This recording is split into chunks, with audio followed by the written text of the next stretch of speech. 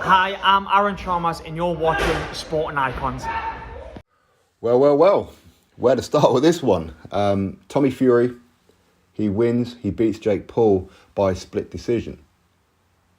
And when there's a split decision, a lot of people are going to see that as controversial. They are. They're not going to rob a Fury in Saudi and all that kind of stuff.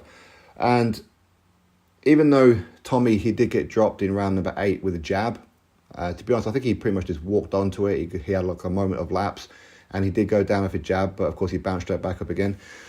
But the fact that, you're getting points deducted and there's headbutts and there's forearms, it was a very scrappy fight and neither one of them really impressed. I think the most impressive one really was the fact that Jake Paul could go 8 rounds with someone who's been boxing their entire life, apparently, from a fighting family, and how Tommy has been pretty much ending careers in sparring and, knocking his opponents out or his sparring partners out and breaking their jaw, sending them off to hospital and all this kind of stuff. Well, couldn't get rid of a YouTuber. That's the reality of it. He couldn't get rid of a YouTuber. He couldn't. Tommy should have went in there and blitzed him. But it is what it is. And officially, it is going to go down as a win for Tommy. But for those who didn't watch it, you can't say that was a convincing win for Tommy. That's what I'm going to say to you. It wasn't a convincing win at all. Very, very sloppy. The moment that Tommy gets put in with a professional fighter who's actually coming to win, I think he's in trouble. I do. And I think a lot of that might be down to the fact that I don't really rate John as a trainer. If I'm being honest about it, I don't. That's not having a dig at him personally. I just don't think he's a great trainer. I don't. But Tommy seemed a little bit apprehensive in this fight. It's like he just wanted to win on points. He didn't have that killer instinct. Jake Paul did not much in this fight, really. He didn't, but if anybody was going to get the knockout, it looked like it was going to be Jake. Don't get me wrong, Jake was getting a little bit fatigued, but there again, so was Tommy, and I do think that he's too top-heavy. I do. I think he's too bulky up top.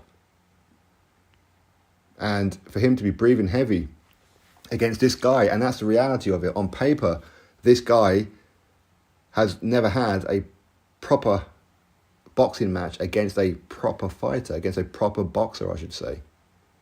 He's never had that, and Tommy couldn't get him out of there. Tommy struggled in this fight. He did. This wasn't a convincing win. Now, of course, some people say, no, it's easy. Tommy won every single round. Of course, you're getting point deducted, and yeah, Tommy did get dropped in the final round and whatever, but it wasn't a convincing performance is what I'm trying to tell you. It wasn't.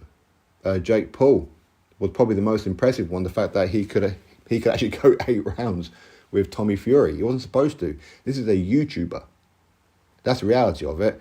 And the way that these two were going at each other all the way through the build-up for the last couple of years, and Tommy can't get into America, and Tommy got an injury, so he had to pull out the fight, all this kind of stuff. I expect a lot of fireworks, but both of these go in the centre of the ring and just start slugging it. But that's not what happened at all. And again, I've seen a lot of people saying how there's a script out there, and listen, I don't know why anybody would believe that there was a script out there. I don't get it. I really don't get it. I mean, people would just troll, and because people are so highly invested as to who won this fight, they start believing crap.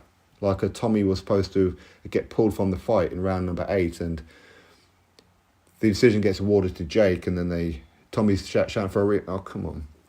It was mad. It was always mad. But anyway, listen, congratulations to Tommy. That wasn't an impressive win, but he did win. And the fact that he was emotional at the end of this shows he's pretty much reached his ceiling. If you're going to get emotional, the fact that you beat this guy, and again, Tommy didn't sign the recontract. He could have doubled his money. But he didn't do it. And I do think a lot of that is down to confidence. I do feel that maybe that's why he didn't really go for the knockout, because he was worried about getting knocked out before. I've heard that he's been starched in sparring on a couple of occasions. How true is that? I don't know. Just gym stories. But anyway, congratulations to Tommy. Well done. He's done what he was supposed to do, which is win. He should have really knocked him out. But because he was there, Jake was tired. Jake was open. He was very sloppy in there at times. But ultimately, Jake Paul can be proud of himself, that the fact that he did actually go the distance onto a split decision, where a lot of the world may think that, again, especially with that knockdown, that Jake won that fight. But anyway, we'll have to wait and see. I'm sure there's going to be a Jake Paul versus Tommy Fury part 2. I'm sure it's coming. Drop your thoughts below. Click thumbs up, subscribe. Catch you next video.